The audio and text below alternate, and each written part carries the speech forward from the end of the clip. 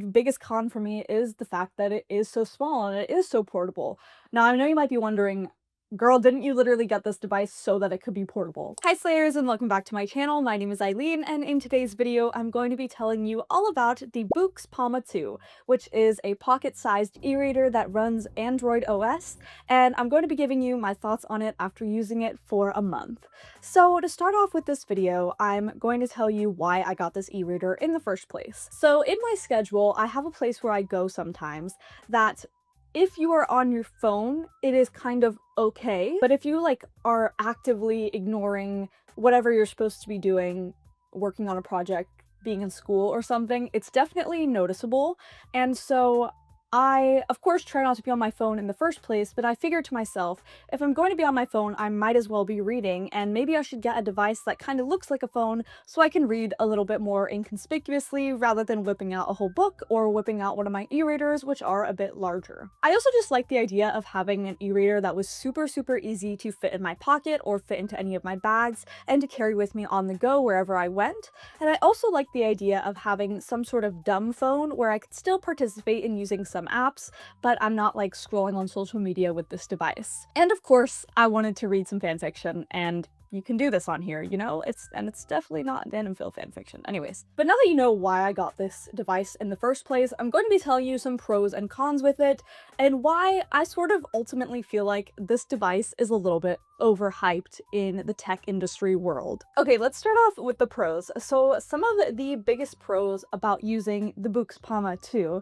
is that it has Android OS on it, which means you can download any app that you want, which means you can read on as many different apps that you can or that you want to. For instance, I have Google Play Books, I have Kindle Books, I have Kobo, I have Substack and Pinterest, and I have all of these apps where I could potentially read some, but I also have a bunch of apps that I just like to have. I have the New York Times app, that way I can do the Wordle on here, which is actually really hard because the screen's only in black and white, but it's kind of fun for me to have some options for different apps, but not necessarily Instagram or TikTok, which technically you could download on here, but I do think that it just looks a little strange and I wouldn't suggest it, especially if this is a device where you're going to be reading a lot on. It also allowed me to get apps like Spotify and Audible, that way I could read my audiobooks straight from this device, and it does have Bluetooth, so I was able to connect my headphones and listen to audiobooks while I read, which was really nice.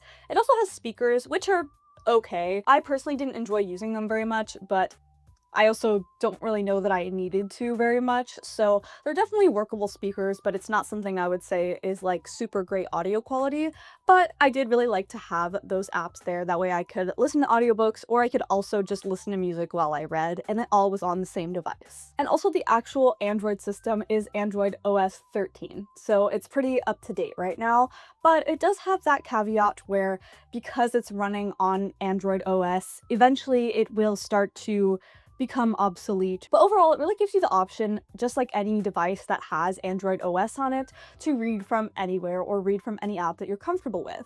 And I really liked this about it because for some reason, the Kobo bookstore app on this device will only let me open it in Wi-Fi, which is really strange because I download all my books. So I was able to switch it to the Google Play Books app, and then that way I could read the same books that I have, but on any app. This also means that I can use Libby, which, if you don't know, is the online library app, and that means I can get my books straight from my device and have it go straight to the device on a different app without having to use my other phone or use a computer or something like that. And it also means, like I mentioned earlier, I could have Substack on there, or I can look things up on the internet and I can read articles that are happening, and it's generally pretty nice. Also, AO3 works on there, so you can read other things that are not just regular ebook formats. You could load PDFs onto it, you could get any books, any mangas, although I would say that the mangas probably are not the best just because of the small screen size, but you do have the option to technically get anything you could get on the web and read it here. And this is something that competitors do not do. Kindle doesn't do this, Kobo doesn't do this. You can browse the web on them, although I've had varying results with that, but you can't have multiple different book apps, especially not on Kindle, because Kindle books will only stay on your Kindle device. You cannot download them or take them anywhere else anymore.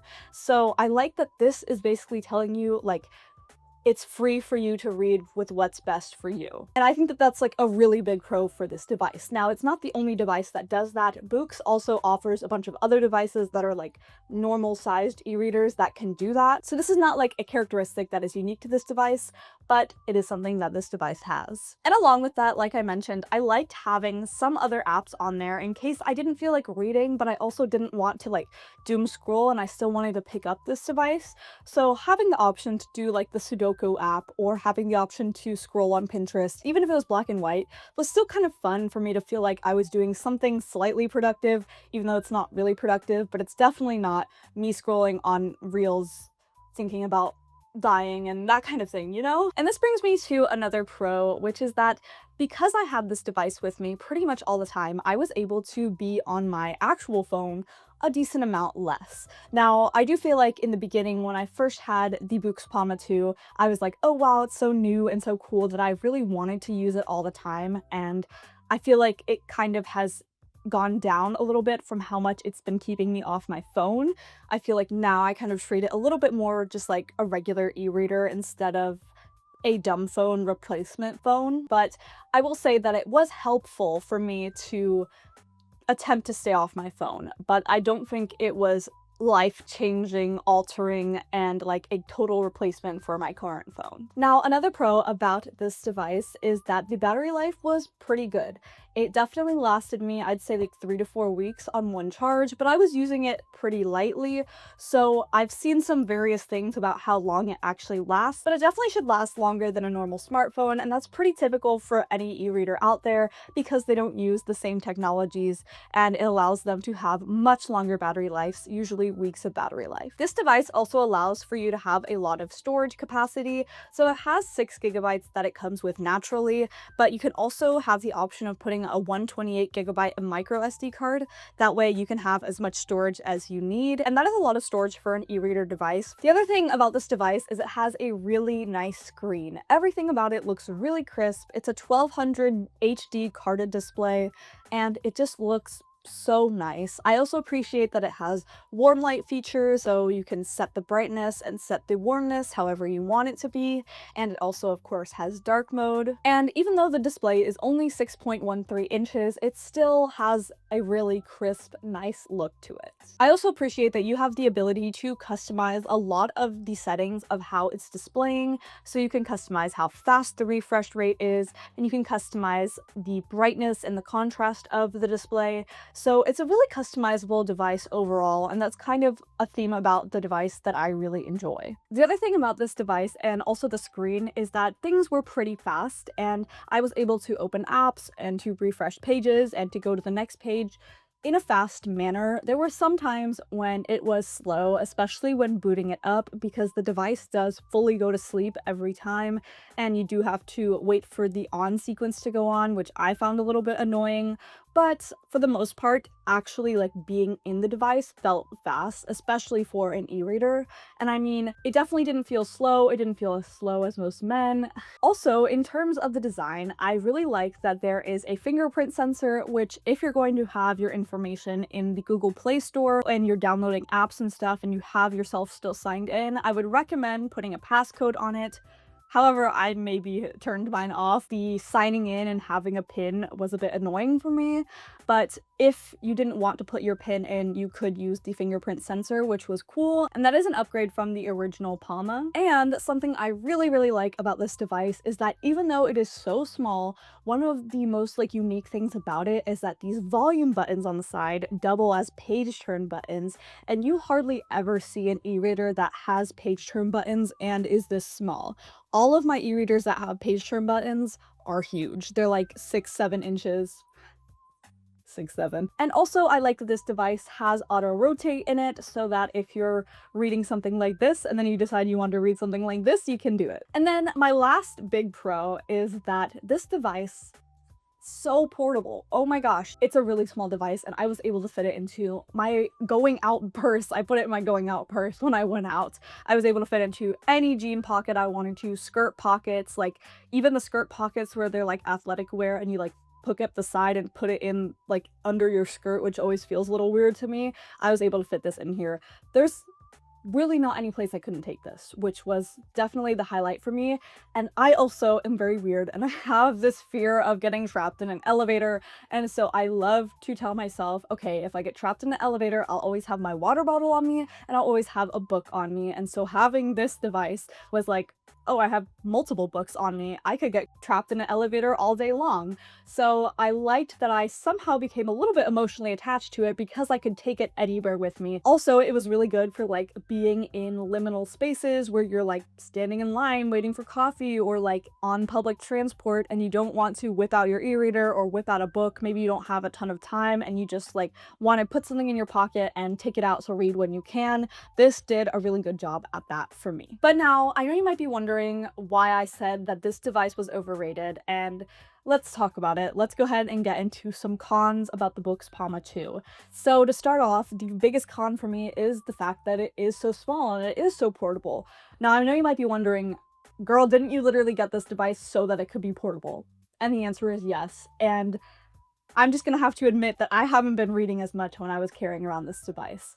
I just think it's a little too small for my eyes, and I know that size has been like a huge thing on this channel recently. Oh, my phone's too big, oh, my e-reader's too small, like, girl, you're like Goldilocks right now. But it was affecting my reading a little bit because I just felt like I wasn't able to fully get immersed into my books.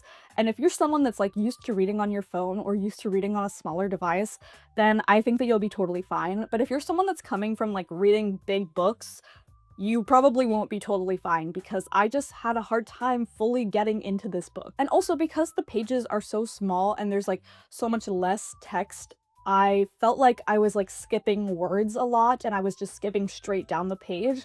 And I don't like to feel like I'm not actually reading when I'm reading. So yeah, I just feel like I wasn't reading as much or reading for as long periods of time as I usually would. And I'm surprised that I don't hear more people talk about this when they give their reviews. Almost every review I've watched has been like in amazing praise for this phone.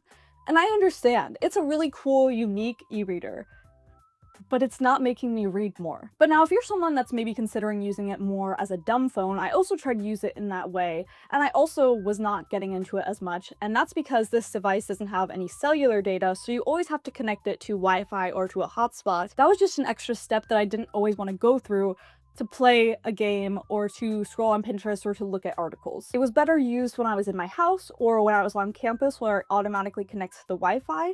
But if I was just out somewhere and I had to pull out my hotspot and my e-reader, I found it a little bit like, what am I really doing if I have to carry on my phone with me anyways? So I do know that people online and many reviewers are upset about the fact that it doesn't have cellular device capability.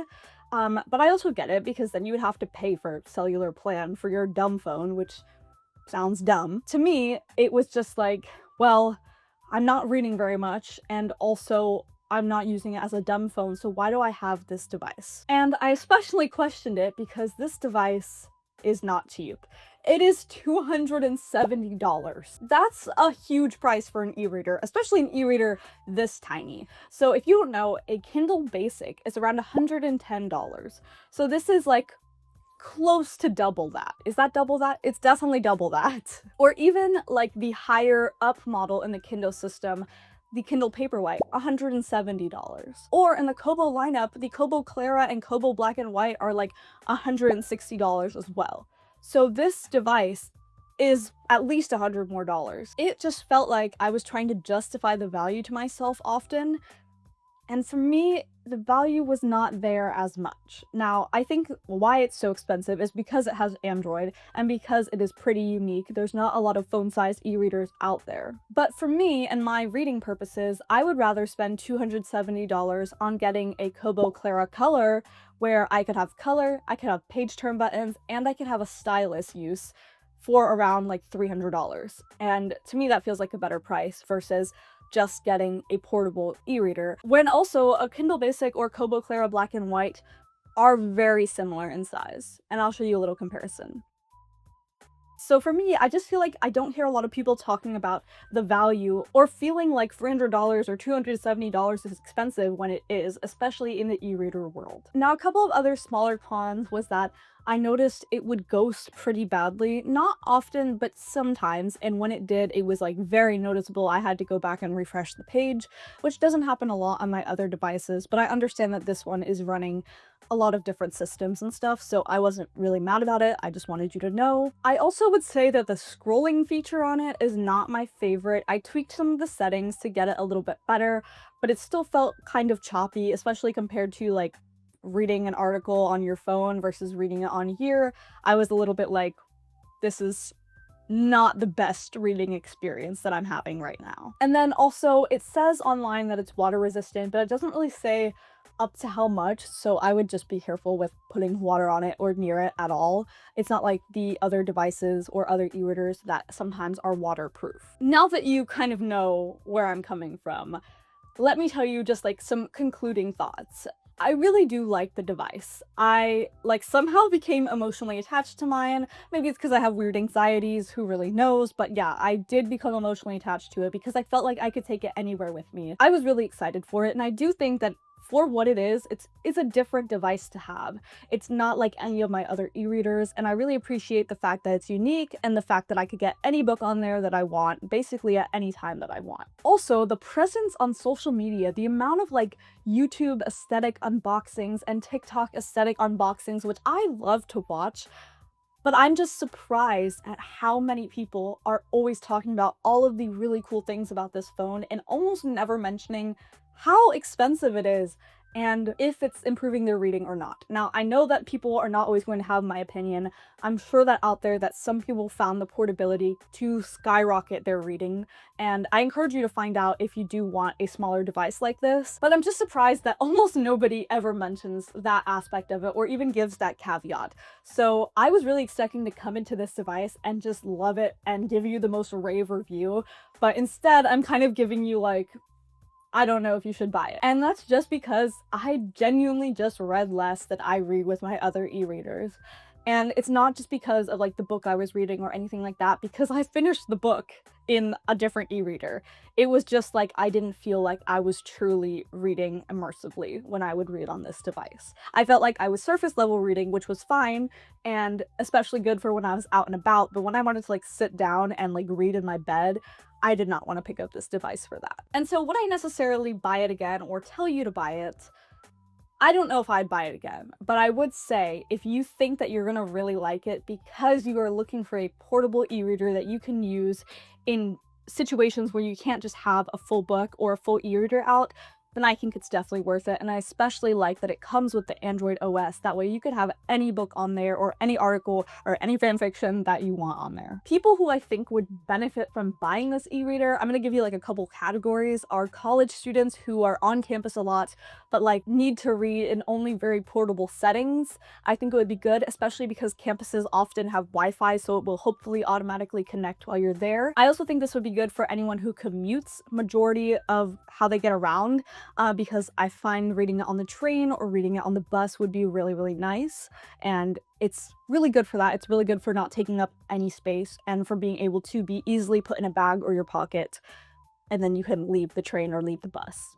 I would also say this is good for someone where being on your phone is a very socially acceptable thing wherever you are a lot of the time. If you know you're a very socially awkward person and you want to be like not engaged in conversations, but you also don't want to appear so rudely as that you're like reading a book in somebody's face, then I think like this could be really good for you to like, you know, if you're at a football game, you don't want to hurt the football players' feelings, but you also do not want to be there, like having this little phone, it just looks like a phone. And so I think that that's like something that can help with if you have like really bad social anxiety. I also think somebody who's really into like the dumb phone movement, this would be good for, especially if you don't want a dumb phone that will actually replace like your calling functionality or your texting functionality, but you do want to sort of get into it.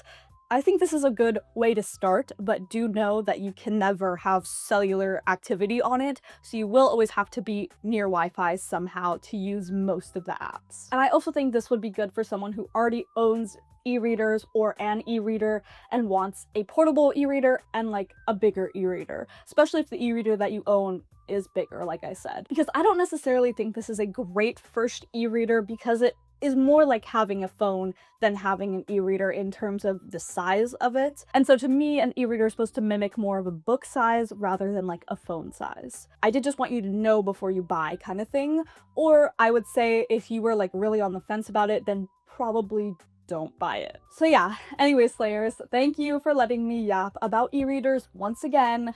I hope that you found it interesting. I hope that you found it somewhat like understandable. I'm sorry it was so like pro and con-y, but that's genuinely just how I feel about the device, and it's hard for me to form a strict opinion on it because I already have it and I'm going to be keeping it in my possession, but also, you know, I'm not reading a ton with it. So I wanted you guys to know that, and I also just miss talking about e-readers. So I really appreciate you guys for watching.